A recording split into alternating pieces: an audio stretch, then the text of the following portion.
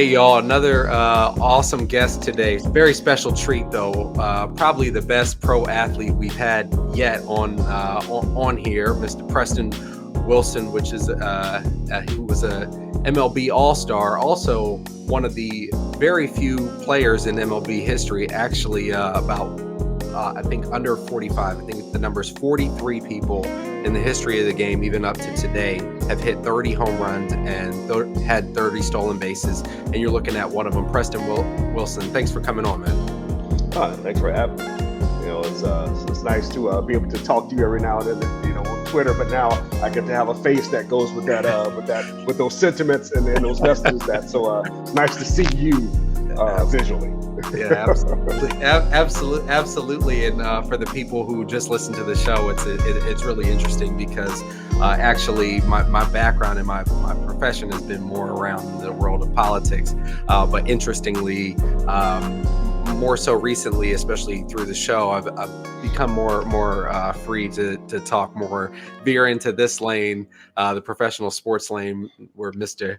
Wilson comes from, who actually played for all of the NL East teams other than the Phils. He never played for my Phillies, and he never played for the Mets. And then, actually, I did play for the Mets. I didn't play for Montreal. Right, Braves. I'm sorry. The Braves. I had played for the Nationals, who were the Expos, but I didn't play for the Braves or the Phillies. So you got most of the NL East covered, except for those teams. Yeah. So when you were traveling, because I mean it's so interesting when you think from somebody who's never played professional sport, in being on the road and traveling, what were the cities that you look forward to have food? Like when you were like, oh, we're going to be on the road, I'm looking forward, like, oh, we're gonna eat when we get there. Number one was Atlanta. I always wanted to go to Atlanta because they had like the good soul food spots. They had Sylvia's, places like that. So I always loved to go to Atlanta. New York was great because there's not a type of food that you cannot find in New York. New York is that place where it's such a big city that they'll have restaurants that's just a macaroni and cheese only restaurant. And you're like, what city can support this where all you make is different types of macaroni and cheese? Like, is that a thing? And yes, I'm going. But then there's other places where, that you go and you're like Montreal. When Montreal was in the league back then, now it's the Nationals, but just different types of cuisine. I love eating and trying different types of food. There's probably nothing that I haven't tried yet. I remember I was on Twitter and they have those Twitter polls where it's like, give yourself the number of points for, the number of things on the list that you've never eaten. Well, I got a 0 on most of them. So, I'm always on the lookout for something new and interesting to try when it comes to food. So when I did play, which is high school, stuff that again, you don't get paid.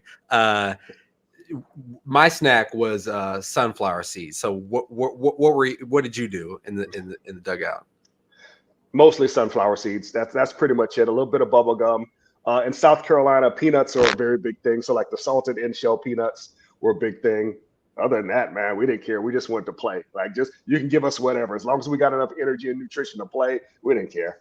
Did you play with guys who spit, who had tobacco? No, because my coach didn't really like that. My coach was actually a pipe smoker. He's kind of an older guy. But yeah. So imagine seeing like on these spring days where it's still kind of a little cold and there's like a mist in the air. And Coach Hortz just sitting over there with his pipe in his hand. And this is basically the steel singer. He'll go like this. And just, yeah. That was allowed you could actually be right there on the field and smoke your pipe? Yes, in South Carolina in the early 90s. I graduated in 92. Your coach could smoke a pipe in the dugout. And my. That's fascinating. You never get away with that now. No chance. But then again in the major leagues, I played for Jim Leland, who's one of the last few managers to smoke cigarettes in the dugout, and nobody would say anything. Like everybody knew he was smoking a cigarette. He would like try to hide it like this in his hand, so the cigarette's in here, and he would kind of like that. Like we know what you like. That's not a normal motion for a human being to do. You're like, we know that you're smoking a heater in the dugout. Nobody's going to say anything. Yeah, that's like the guys do the vapes now. You see like 14-year-olds walking around. It's like, kid, I know what you're doing. Yeah. That cloud around your head is a sign that something's not normal. Yeah. I mean, unless there's a problem, you yeah. Either you're really upset and steamed about something, or you're smoking and just quit hiding. We know it's 65 out, man. It's not like you yeah. just came from play. It's not like you're at Lambeau Field or something with the Right. Yeah. Yeah, absolutely, absolutely. So who are some of the teammates that you had that were more of like a mentor type? Obviously, everybody thinks about, who were the guys that, who was the best player, obviously the athletically gifted, and sometimes that there's some overlap there, but who were the guys who really kind of brought you along and kind of showed you how to be a professional ball player? Well, my dad, first of all, my dad played, and even though I didn't play with him, just watching him go about the way that he, did his business playing baseball for the Mets for all those years, and a couple years at Toronto. But as far as teammates, when I first came to the Mets, Lance Johnson, my first big league spring training, he was a center fielder there, and he was probably going to be on his way out in another year or two. But man, his approach to the game, his consistency, and when you look at the career he had, being the size guy that he was, he got a lot done. He was a faster guy. But man, just his ability to talk about the game and understand himself as a player was really interesting to me. Bernard Gilkey, more just from the side of understanding your environment, understanding the people you're playing in front of, understanding how the game works. Tim Raines, Andre Dawson. I actually played with Tim Raines, Hall of Famer, when I was with the Marlins, and just watching him, how easy he made it look. And how much he slowed the game down. I'm like, Rock, you're like 40 years old. Like, this game is not supposed to be this easy for you. And he's like, man, I've seen it all. Like, there's nothing they can do I haven't seen, so it feels slow to me. And I'm like, I can't wait to get to that point. So yeah, just guys like that who've been around, who've seen it. Goose Gossage, which might be a really weird one, but in Colorado, he spent a lot of time with me in the cage, throwing to me, and I picked him because he couldn't throw the ball straight. But through that, there ended up being a relationship of us kind of bonding and talking about the game and talking about how he used to try to, attack hitters and the things he used to try to do and the things that he hated when other hitters did against him. So, Goose and I had a very unique relationship. And it's one of those things that I wouldn't trade because it's somebody who I may not have naturally gravitated to, but it was a professional relationship that kind of came out of nowhere. And it was, talking to him and being able to hear his side of things was one of my most cherished experiences, just because it was somebody who I probably would have never met him if it weren't for baseball. So you bring up something interesting, and it was something that I wanted to get to later, but I think this is a great time to get into it. You talked about how Goose helped you, because he didn't throw straight, and he talked to you about, the kind of ideas of how pitchers would attack the hitters. Did some of that influence you? You were known as, if people who watch the game, you were known as an aggressive hitter. You would come out of the box and swing at the first pitch. Is that as a result of kind of strategizing, like knowing that first pitch they may be wild, they may be off. This is where they're trying to probe and figure out what I'm doing. Why did you decide? That was obviously a decision, because a lot of guys go up to the plate and want to watch the first 2-3 pitches. Right. Well, I think in baseball specifically, we have this thing where we want to make the exceptional or the very rare person the ideal for what every hitter should be. And the fact that those guys are that rare means that that other players can't operate like them. Like, I can't operate like a Tony Gwynn and be so selective and get one pitch to hit. I wasn't that good. I can't operate like a Albert Pujols or guys like that. You cannot try to make the exception the rule. And I think when we talk about sports in particular, we try to take the best of the best with the most unique skill set, the highest sport IQ, and we try to compare other players to that. Well, that in itself is it's a weird thing to try to do, because you're admitting that this person is rare and unique and very different and special than everyone else. But now you want to try to take everybody else to make them be like that. Well, there's a reason why there's only one or two of those people. It's because they have a unique thing in their body that allows them to do that. So for me, I wasn't a guy that was going to be able to go up there and take 4 or 5 pitches and then say, okay, well, now let me try to. No, I was more of a swing and miss guy. I had a lot of power, which proved out to be productive through my career, but I wasn't a guy that could do that. And I think when you see teams who try to have this whole team ideal of having everybody take pitches or see pitches. That's fine because it does run up the pitch count. But there are going to be some hitters in your lineup who are going to suffer because of that and who are not going to give you as much production as they could because that's not where they fit. That's not who they are. You know, some guys can't sit there and take to 2 strikes and decide, okay, now I'm going to battle. No, some guys got to hit that first pitch that they see. That's in the middle of the plate of what they want. Some guys. Oh, go ahead. Go Sorry, ahead. I didn't mean to cut you off, Preston. No, I was just saying some guys just don't fit that. So when you talk about a sport, anyway, like everybody has their own set of unique abilities. Like physiologically, some guys' arms are longer. Some guys are shorter. Some guys have a quicker swing, shorter swing. Some guys, have a slower bat or able to hit the ball more outside than inside. Some guys are better inside than outside.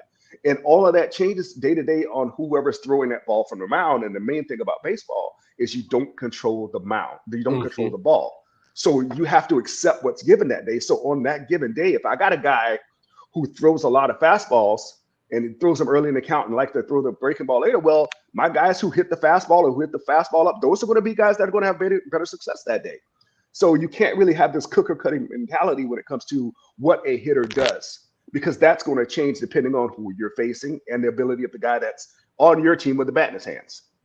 And is that, I hear what you're saying. Does it mean what you're saying? Because when a lot of times when you're looking at the batters and you look at their statistics, they have like these heat maps around, shoulders and the knees. Are you saying that yours was more widespread? Like pretty much when you saw a pitch that was hittable, I don't care where it is. I'm not waiting for the low outside or the low. I know Barry loved the low inside. Barry from the left-handed spot. I guess he had shorter arms. He got there so quickly. Is that what you're saying, that you really you weren't really picky because I'm just trying to get a hit? Well, I can tell you exactly what I like. I like the ball middle away, and the further away it got, I liked it up. Like up fastball up and away, fine. The closer the ball got to me, I liked it down because I have long arms. You see these big long arms here. I got long arms, so when I swing. It's harder for me to get the barrel through inside to the inside part of the plate. So, and you see that. You see there's a lot of guys who are bigger guys. Now, your short guys, they like the ball in more because they have those shorter swings. They got shorter arms, so the ball in for them. So you have to understand who you are physiologically as a player to understand what your strengths may be. And you are who you are. You can't say, well, I want to be this type of hitter if your body doesn't allow you to be that type of hitter. Like Barry was a guy who had, a very quick swing. His hands never got away from his body. So he was able to get the barrel from here to there quicker and better than anyone else in the game. Well, you got a guy like Vladimir Guerrero, Frank Thomas, Hall of Fame ball players, great, but they didn't like the ball inside. When it was inside, the ball had to be more down. You saw Frank Thomas spend his career jumping out of the way of the inside pitch because it wasn't because he was scared of the ball. It's because he knows that when he swings at that pitch, the percentages that he's going to get a hit is less than if he swings at the ball that's away. So why not let the umpire decide whether to call it a strike or not? Because if he swings at it, it's going to be an out. So why get yourself out? Right. Like and I guess the short version of what I'm saying is, as a hitter, you become your best self when you learn what you can't do, or when you learn what you're not good at, or what pitches you can't hit well. Wow. So you bring up Pudge, which is amazing. Catcher, the best catcher probably that my generation has had the opportunity to watch. What did it feel like in 2003 finishing ahead of those guys? People like Pudge, people like Vladimir Guerrero, amazing Vladimir Guerrero Sr., by the way, guys. But how did it feel to finish ahead of them at MVP voting? That's amazing. It taught me a valuable lesson about baseball and what it means to have other guys around you in the lineup. We look at guys like Mike Trout. Mike Trout's one of the greatest hitters that we've seen lately. But the fact that he's playing in a lineup that just didn't have enough firepower around means that it's going to cut his production. His RBIs are going to go down. If you don't have people that are going to drive you in, your run scored are going to go down. If you don't have people who get on base, your batting average with men on base is going to. So all of these things are interconnected. And no one achieves those numbers like I did that year by hitting a bunch of solo home runs or hitting singles with nobody on base. You have to have people who are getting on base, people who are driving you in, people who the pitcher is afraid enough of them behind you that they're willing to pitch to you. And I think that's a big part of it. in my career, early in my career, I was hitting cleanup in my first year in Miami. So when you're young and like that, you don't have too many guys behind you when you're on a struggling team where the pitcher's going to go, well, you know what? If the game is close, I'm not going to throw him strikes. I'll just face the guy behind him. And you start to see that with Mike Trout. So in Anaheim, you see them constantly trying to find guys to hit behind him so that the pitcher will pitch to him. And what do? They end up moving him up in the lineup so that way he's going to get more at bats. And he's definitely going to get faced in the first inning, hitting like second or third or whatever they hit him at times. So it's one of those things where it really made me appreciate the value of guys around me and what that means to your numbers as a hitter. Yeah, I think that, jumping to the Phillies here, I think that that's why I'm excited about them on the offensive end. The pitching is yet to be seen. The middle reliever, they have some pretty good starting pitching there. But I think this year, the reason why I bring that up is because last year, people were able to avoid Bryce because Rhys Hoskins really he wasn't always raking. JT Realmuto wasn't always raking. You had Didi Gregorius hitting almost I think he hit 206. So you can really avoid those guys. So to your point, you're saying that year you realized as a player how much of a team sport this is. Oh, yes, when it comes to hitting, because the pitcher has the option to try to throw you strikes or not. If the game is close and you got this hot hitter up, but you got a guy behind him that's not swinging the bat very well, you don't have to pitch to it. You can just say, hey, we're just put 4 pitches, let him go to first, or I'm going to throw pitches, but I'm going to see if he's going to swing himself out. I'm not going to throw him strikes. If he swings at it, fine, but I'm not trying to throw him a strike. And then I'll deal with the guys that are struggling.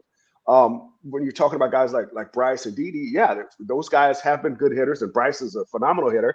But when you got guys who are struggling or who may not have been the player that they were in the past, you're going to say, yeah, I'd rather take my chances with him than go after the MVP caliber guy. Absolutely. Yeah. So in 2000, before reversing back to when you didn't have as much help around you, and no offense to your former teammates, but just that's the easy way to understand it. You became one of those members of that 30-30 club. And so when you get to 26, 27, 28 home runs, especially with pros in your family, but how hard is it still to not press? Did you go through a bit of a slump, or did you kind of accelerate when you got close, or how was that? Well, baseball is weird because you don't control the ball. So it's a different thought process. In baseball, you don't get to 20 home runs, even 20, by trying to hit your 20th home run on your first home run. You're just trying to have a good at bat and square the ball up.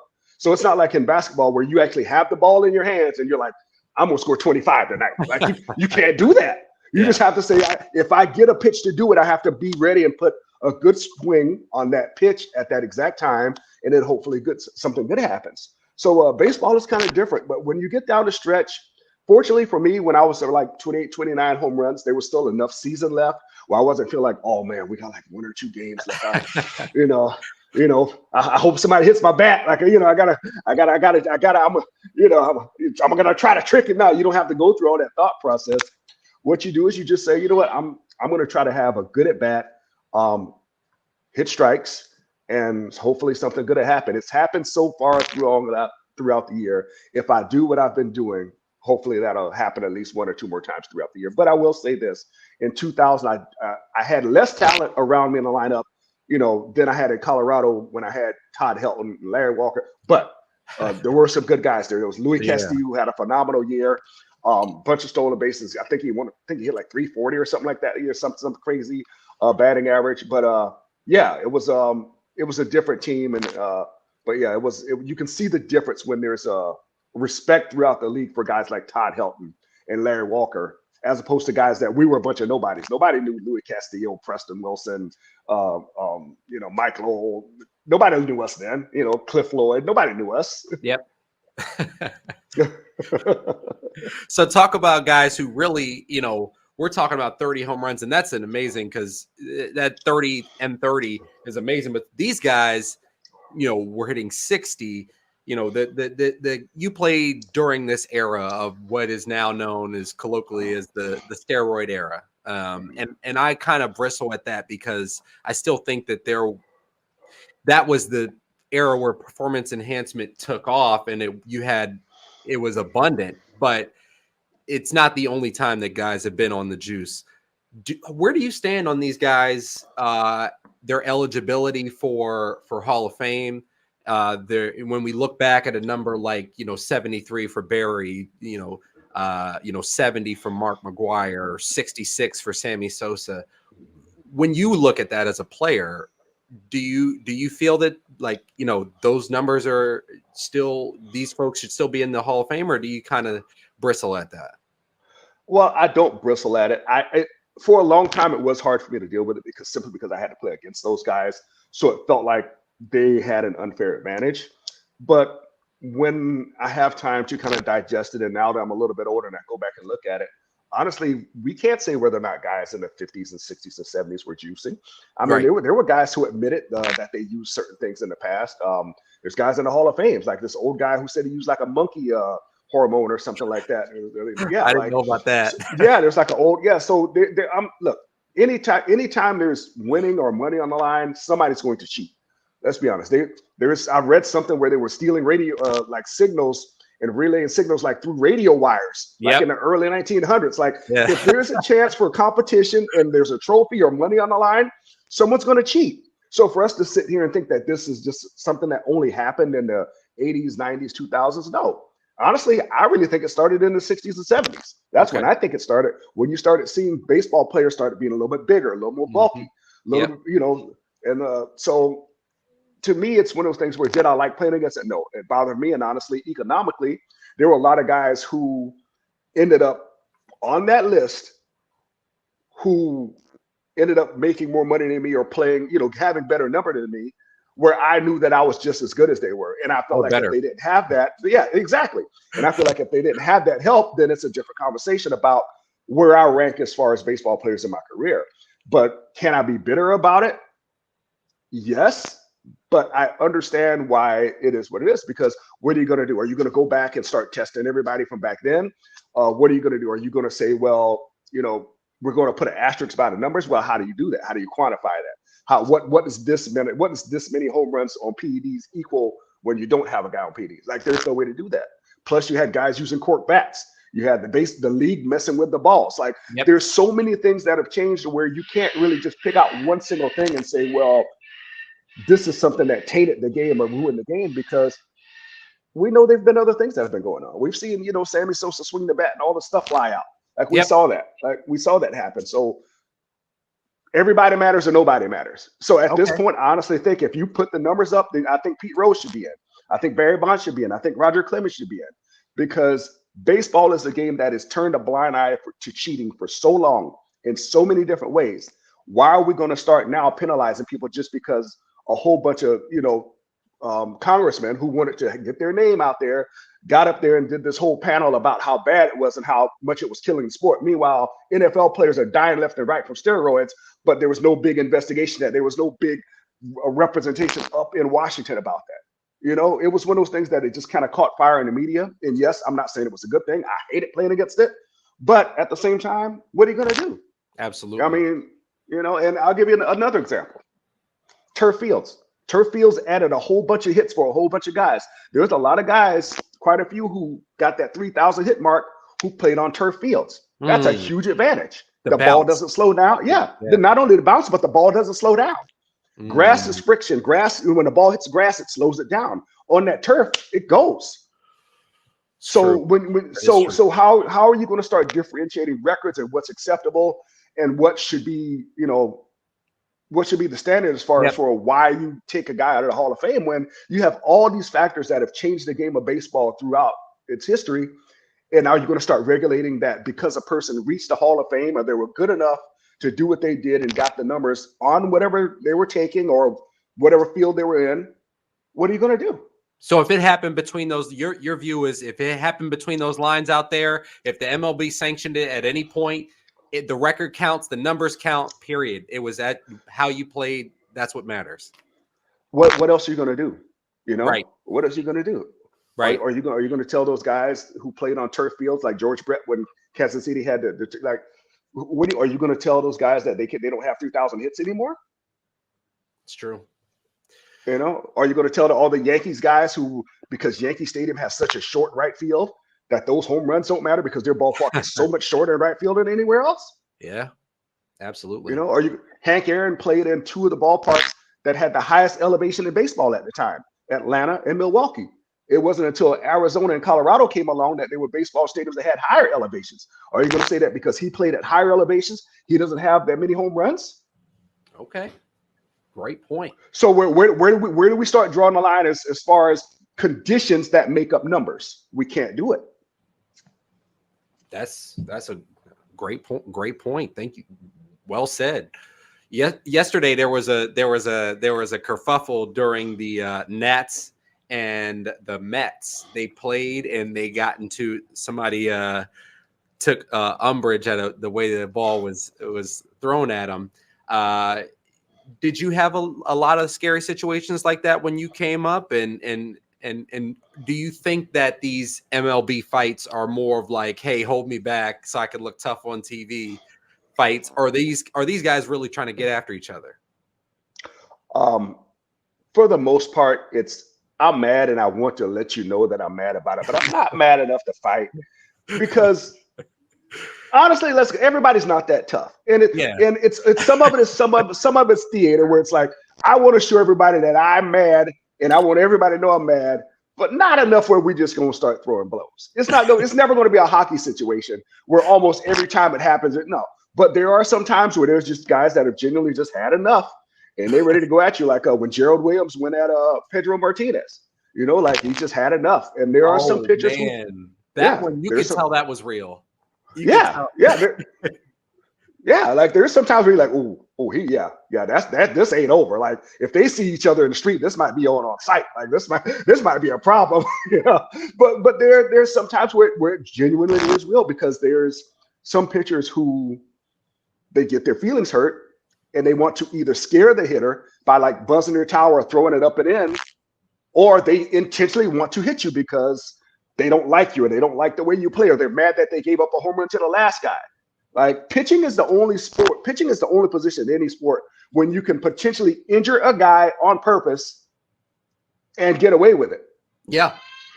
You can say it. And because what? Because you can't prove intent. Exactly. Even if he looks like it, and everybody knows, well, he was throwing strikes till he gave up that 3-run home run to blow the lead, and now he just drills this guy in the middle of the back.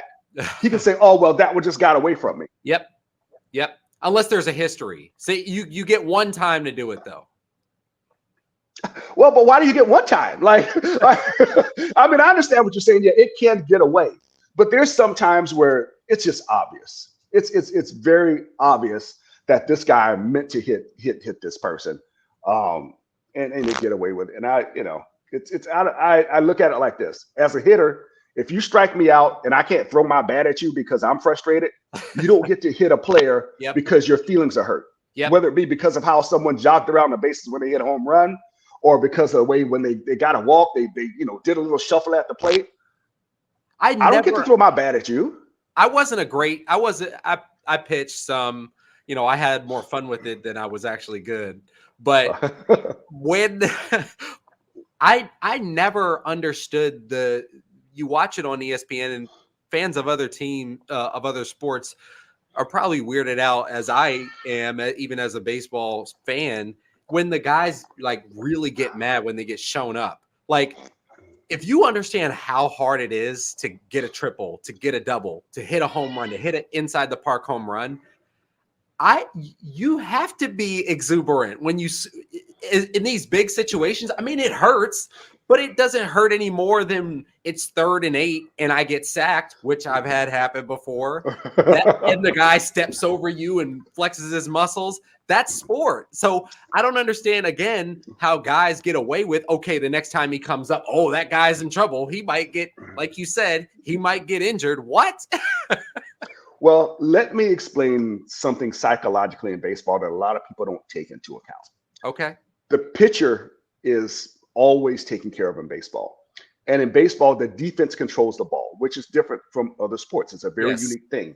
So therefore, when a hitter gets a hit or gets a home run, the hitter is seen as the aggressor. Yes. Which is a weird dynamic because in other sports, the defense is considered the aggressor to take the ball away from you when you're on offense. Like even though you're offensive, the defender is considered the aggressor, which is a very weird thing. Yes. Because in football, the defense is the ones who lays down the hits. In basketball, the defense is the ones who's trying to stop you from scoring.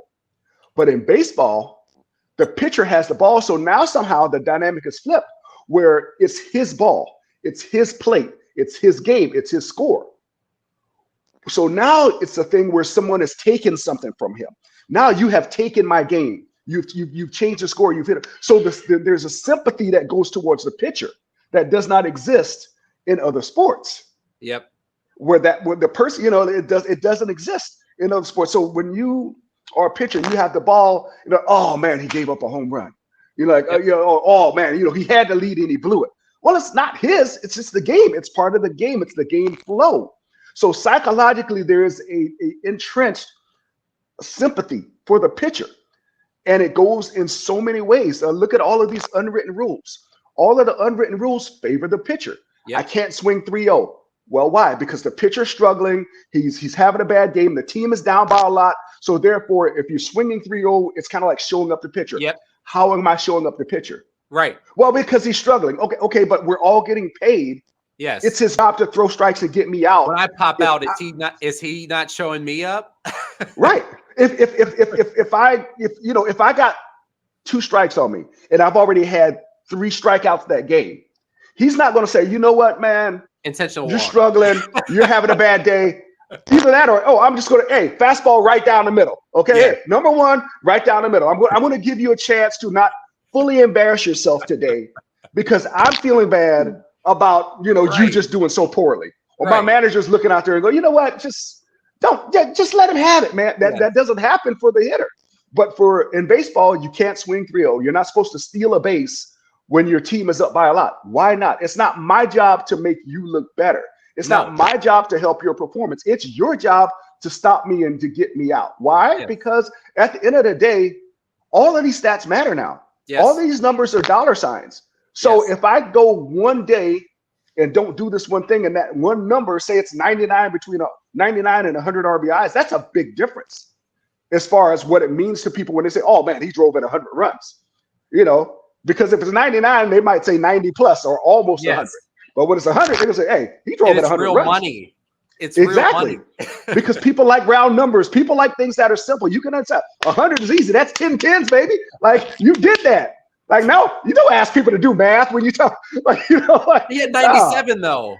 Yeah, exactly. It's not 100. It was 97. Like, yeah, that's real. So don't ask. I don't understand how this tradition in baseball has become where it's okay to let the pitcher off the hook when he's struggling and he's having a terrible game and he doesn't have his stuff. If that's the case, if there is something in the game that necessitates that, then we need to change the rules so that never comes into play. Exactly. Because you should never ask someone to underperform. Yes. And I think that's what I'm getting. That's what that says. Don't affect the game to the most of your ability. Don't be the best. Don't do all the things that your skill set allows because this person or this team is having a bad day. So what are your thoughts on video review? Are there any plays when you played that you're like, damn, I wish we had video review for that? I wasn't in this game, but there's one in particular. And it's the pitcher. I think his name was Andres Galarraga. I remember. Yeah, I think that was his name. It's Galarraga, something Galarraga, and he was denied a perfect game because the umpire screwed up the call at first base, and that's an easily reviewable call. Yeah, he just missed the call at first base. And no, that wasn't Andres Galarraga was the first baseman. I forget this guy's name, but I think his name was Galarraga. But it's the Detroit Tigers pitcher. And last play of the game, or last play that would have been the end of the game, ball's on the infield, guy throws the first, and runner's out, and the umpire goes safe. And so now he's not one of the few people in history to have ever thrown a perfect game. Yep. So I think not only did he lose the perfect game, I think he also lost a no-hitter. So that puts you in the record books. That puts you in just some elite company where you can say that you did something very few people who walk this earth have ever done. And because of that one play, he doesn't have that accolade. Yeah, the margins are so small in baseball. Back to our conversation about, juicing and conversations about, showing up the pitcher and all of that is like, I've got to be so intense. And baseball is like the only sport I can compare to the mechanics, unless you're Steph Curry and his jump shot and his free throw.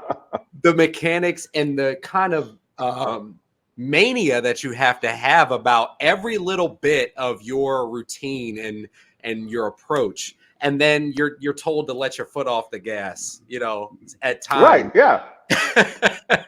Yeah. It's a really odd thing. And it's a really unique thing to baseball. It really is. It's a really unique thing to baseball because it's not like it's just like an occasional thing. It's whenever this opportunity happens, it becomes expected, and when you watch football and they talk about running the score up. Well, you know what?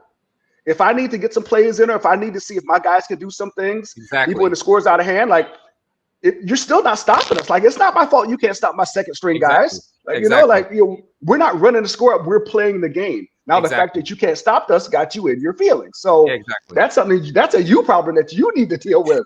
Right? Don't make this about us. Just because you can't stop us, that's not a us problem. We out here living life. You're over there kind of struggling with the fundamentals of things. Maybe you need to examine what's going over there in that locker room. I'm a professional, okay? Exactly. There's money. There's greenbacks. There's dollar bills. There's dividends on the line about this, baby. We can't. Don't be making me responsible for your feelings out here in these streets. I ain't got no time for that. I apologize that my good play made you feel poorly. How's that? Like. So somebody the only team I've got really high estimations for my Phillies. I think they're going to do really well. But the only team whose good play might make my team in their feelings is the Los Angeles Dodgers. Do you think that the Dodgers remain the class of baseball?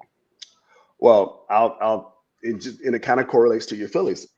Baseball really goes as far as your pitching takes you. You can have great offense. You can have guys who put up astronomical numbers at the plate, but you need two things. You need pitching, and you need a little bit of balance as far as you got to have guys who catch the ball. You can't give teams extra outs. There's a lot of teams that when you start to see, you go, man, this team is awesome. Like, look at that lineup. 1 through 9, they got everybody. Everybody can hit the ball out of the park, this, that, and the other. But what it comes down to is you got to be able to stop that other team from scoring too. Yeah. We've seen teams like when Texas Rangers, when A-Rod went to the Rangers, when he was, signed that big contract, and he realized, well, before I signed this contract, they had the worst ERA in baseball. And I go there, and now I'm upset because I'm not winning. Well, A-Rod, they weren't winning before because they had poor pitching. One batter is not going to make a team a winning team in baseball, because just like we spoke earlier, they can choose to not pitch to you when it matters. That's true. So when it comes to the Dodgers, they can have that lineup. They're going to need help, and they're going to need their pitching to kind of stay intact, because when it comes down to the end of the year, the teams that's pitching well and the teams that aren't giving away extra outs are the teams that's going to win. It's just and that's what makes baseball so interesting. The lack of salary cap and just, the inconsistency. You can't really always bet that a pitcher can be a Cy Young Award winner and be out of the league in 2 years. It's amazing. I'm going to tell you one of the biggest scams ever is a salary cap. And I'll tell you why. Because if the revenues don't have a cap, why should the salaries have a cap? Exactly. So what you're telling me is no matter how much money starts to explode in this game, that this is going to be the level that salaries are kept at. The profit margins can increase exponentially, but this is going to be the salaries. Yep. It's the most ridiculous thing ever. It's a con job.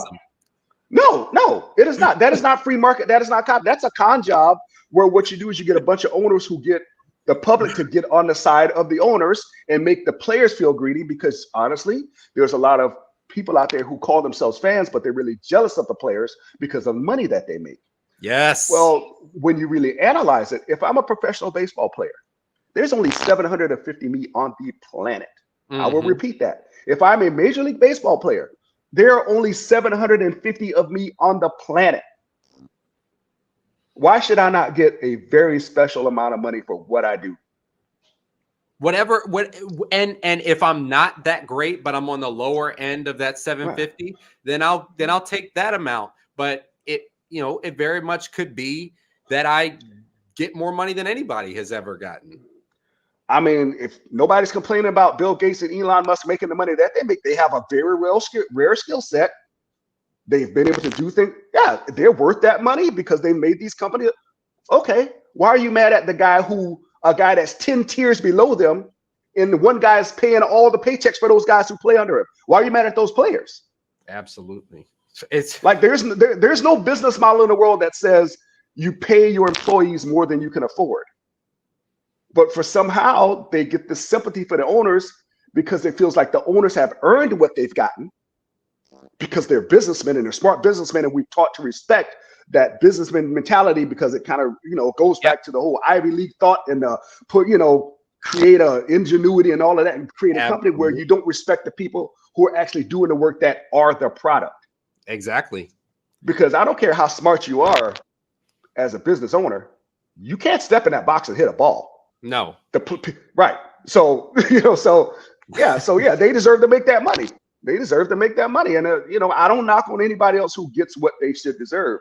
But once you start talking about a free market system or a true capitalism, and now you start to try to make these little, caveats or put asterisks by things that are going to start limiting the money that you make, even though it's true capitalism. Now we're not talking about capitalism. Exactly. We're not. It's just it's so funny. I gotta have you back to talk about that because it relates to NFL and NBA. It relates to the lack of parity. And I also would love another time to talk with you about the Negro Leagues because I really feel like that you got the shirt on for folks who are just listening on audio. And if you have not researched the Negro Leagues, my belief is that those guys were every bit as good and many times better than the guys that you grow up learning about. So it's true. They were better. In a lot of instances, they were better. I mean, you have noted major league players who were basically saying that, the Negro Leagues were definitely better. And when they played each other, it was proven because they beat those the major league teams a lot of times. And real quick, one thing a lot of people don't know is if we take something simple that everybody knows, like Jackie Robinson. Yep. He wasn't even the best player on his Negro League team. He may have been the third or fifth best player on his team. That's how good they were. That's how deep they were. They picked Jackie Robinson because he had the mentality and had been through the military that could stand up to hearing all the things he was going to hear when he was on the field. He was not the best player on that team. Yeah, like I said, I knew I was getting into two big ones, the salary cap, because I could go for days on that one. Right. And I also the Negro Leagues, people got to know if you're going to talk baseball, you're going to talk records, all of that. You got to give the respect to those guys. Preston, tell the people where we can follow along, show you some support, and what we are looking for next for you. Well, on Twitter at Preston Wilson 44 is where you can find me. I'm just hanging out there talking about all kinds of stuff, talking about life, talking about baseball, talking about politics, talking about social issues. I try. If you're on there and you see me, talk to me. I try to talk through everything. Even when things get heated, I'll stick around and try to talk through it so we can try to figure it out. It happens. That's how it is on the internet because you can't really look at the person when you're talking to them. But I'm out there. Hopefully, and I'll be back on TV soon doing some stuff that I used to do with places like MLB Network or some place talking about baseball with a mic in front of me and a game going on and me helping you understand what's going on out there. You absolutely, Preston. Well, I will see you soon, man. Take care. All right, take care. Thanks for having me, Matt. Yeah, absolutely.